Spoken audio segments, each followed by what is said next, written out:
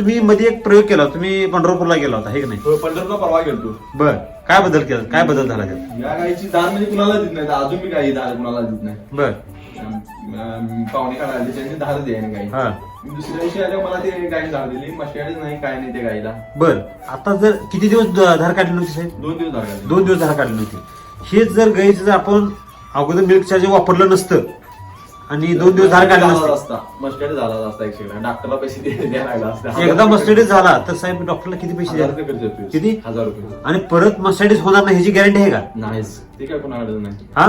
Doctor बी देत नाही guarantee. बर, अगोदर आपला 4 जनावरांना म्हणजे डॉक्टरसाठी किती खर्च व्हायचा?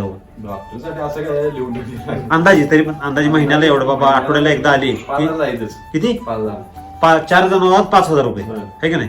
म्हणजे मिल्क चार्जरला आता 5,000 रुपये तरी खर्च करता का साहेब? आता मिल्क एक बार एक महिना वापरतो मी. म्हणजे 5,000 रुपये जे जनावरांच्या दवाखान्याला जो खर्च होत होता तो आता 1625 रुपये आलाय. आणि इतर फायदे ते वेगळेच. ते वेगळेच. म्हणजे मिल्क चार्जर विकत आहे का फुकट आहे? फुकटच आहे. फुकट देऊनच्या देऊन बोनस मिळतोय.